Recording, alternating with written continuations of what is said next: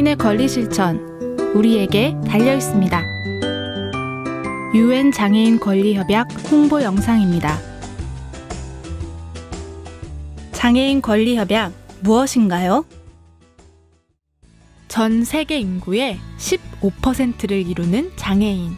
그럼에도 불구하고 장애인은 동등한 사회 구성원으로서 누구나 누려야 할 권리를 보장받지 못했습니다.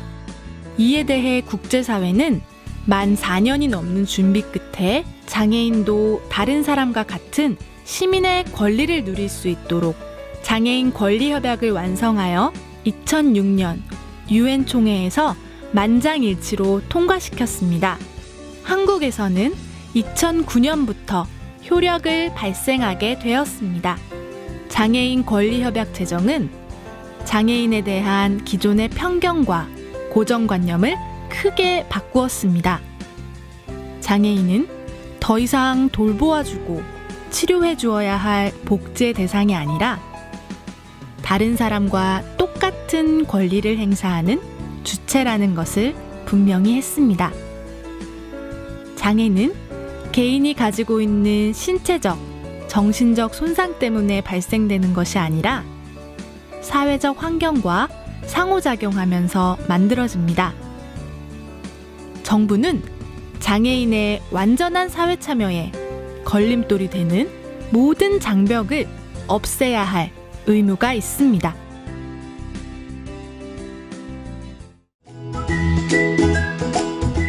협약이 약속한 권리 무엇인가요?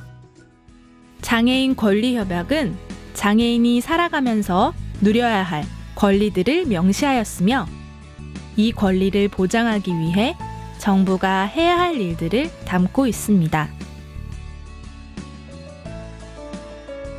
장애인은 학교나 직장, 서비스 이용 등 어느 상황에서도 장애인이라는 이유로 차별받아서는 안 되며 다른 시민과 평등하게 살아갈 수 있어야 합니다.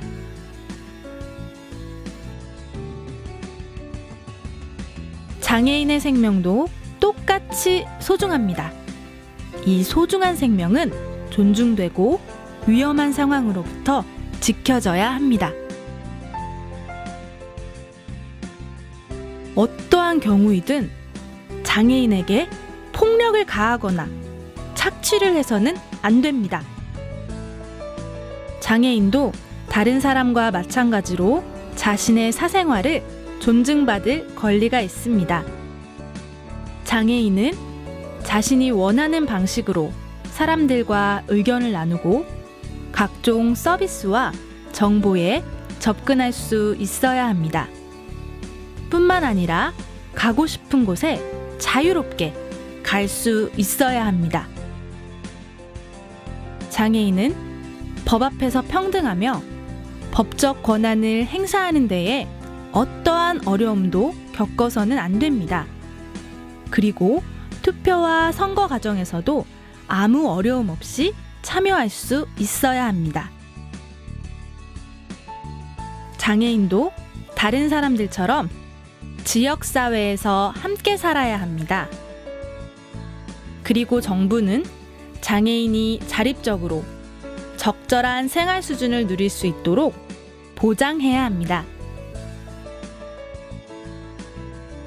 또한 장애인은 정규 교육은 물론이고 문화나 레크리에이션, 체육 등 다양한 여가 활동에 참여할 수 있어야 합니다. 장애인은 장애의 여부와 상관없이 최고 수준의 건강을 누릴 권리가 있으며 필요하다면 재활 서비스도 받을 수 있습니다. 일할 권리 또한 장애를 이유로 차별되어서는 안 되며 다른 사람들과 대등하게 무슨 일을 할 것인지 어느 일터에서 일할 것인지 선택할 수 있어야 하며 노동에 대한 공정한 대우를 받아야 합니다. 장애를 가지고 있는 여성은 여러 가지 차별에 더 쉽게 노출되는데 이러한 차별을 금지하기 위해서는 더욱 특별한 노력을 기울여야 합니다. 장애인도 결혼 등을 통해서 가정을 이루고 유지할 수 있는 권리가 있습니다. 또한 아이를 낳고 키우는 과정에서 필요한 다양한 지원들이 제공되어야 합니다. 장애 아동이 다른 아동과 동등하게 살아갈 수 있도록 많은 노력을 기울여야 합니다. 그리고 이러한 노력들은 장애 아동의 최선의 이익을 그 중심에 두어야 합니다. 권리 실천 어떻게 하나요? 장애인 권리 협약을 이행하기 위해서 우선 국가는 정부 내에 장애인 권리 협약 이행 전담 부서를 설치해야 하며 관련된 사항들을 다른 부처가 이행할 수 있도록 조정기구를 두어야 합니다. 또한 모니터링을 할 수 있는 독립적인 기구도 설치하여야 합니다. 중요한 것은 이 모든 과정에 장애인과 장애인 단체들이 충분히 참여할 수 있어야 한다는 점입니다.